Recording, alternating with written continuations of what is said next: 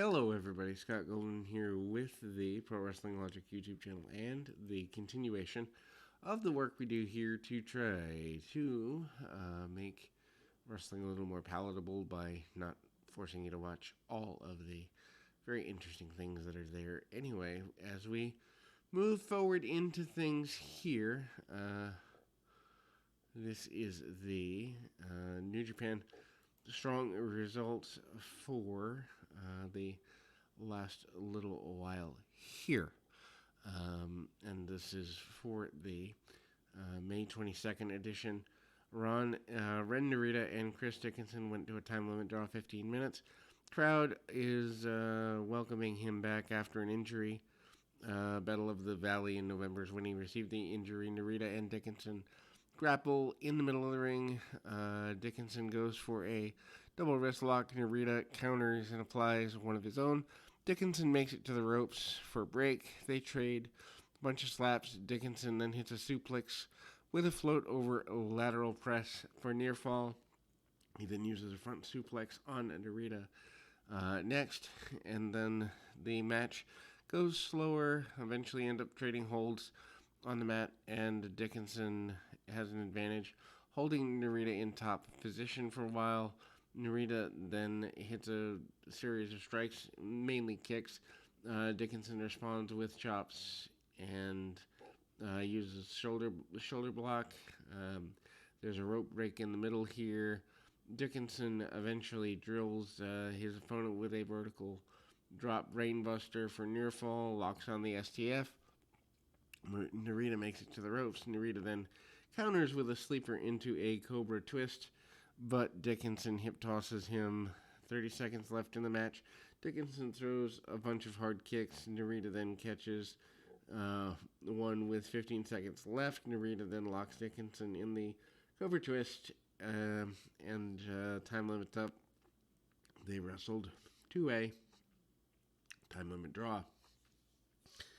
LA Dojo, Clark Connors and Carl Fredericks against Yuri Urmina, and the Factory, Aaron Solo and Nick Canamaro. Not a fan of this at all. Why are these guys even in Japan? Anyway, so, meaning the AEW contingent. Fans boo the Factory. QT Marshall keeps interfering. Solo hits a roll-up on Fredericks. Connors and Camarado yell at each other a lot, and then Camarado tries to drag ragdolling Connors. Connors takes his opponent down with a shoulder block. Camarado responds, slamming his opponent in the center of the ring before working him over in the corner for a bit.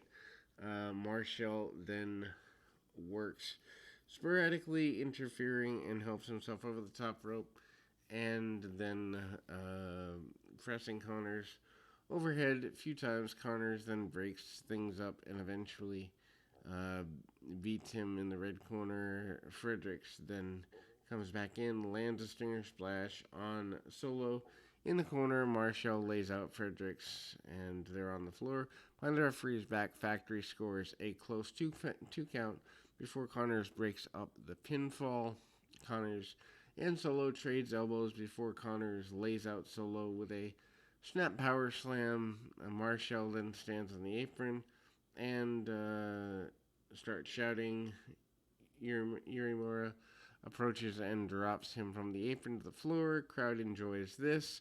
Afterwards, QT Marshall gets on the mic. Crowd chants for him to be quiet in a very vulgar way.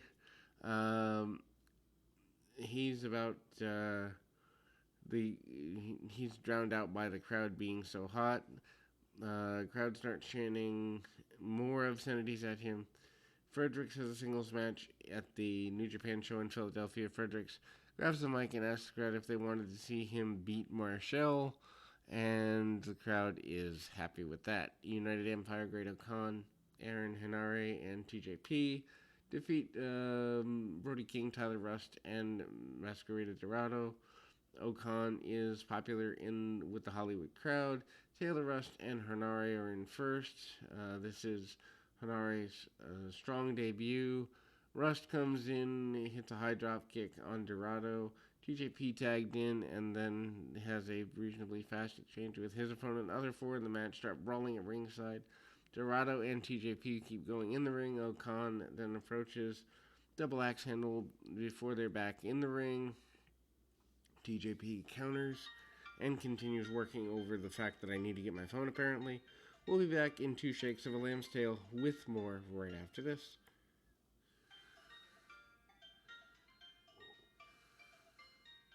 And again, the match breaks down into a bit of a, I guess you'd say a smosh. A little bit. I mean, it's there, and Japan has a habit of, especially New Japan, has a habit of doing these non-sequential, non-meaningful matches that are just kind of there.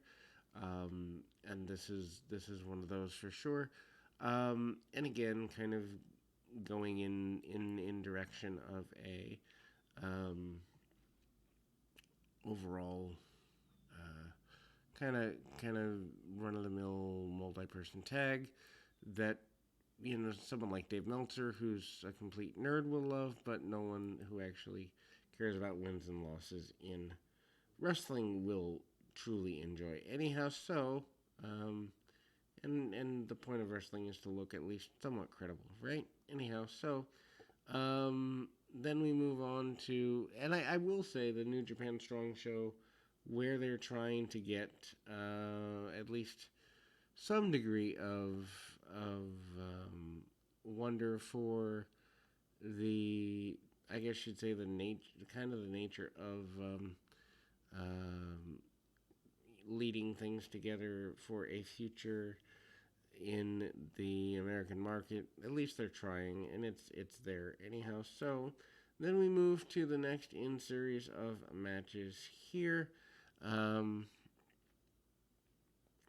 it's very basic. Then we move to the close of this particular match, and Khan gets on a you know, the power of the United Empire kind of thing, and then we'll close with that. We'll be back with more right after this.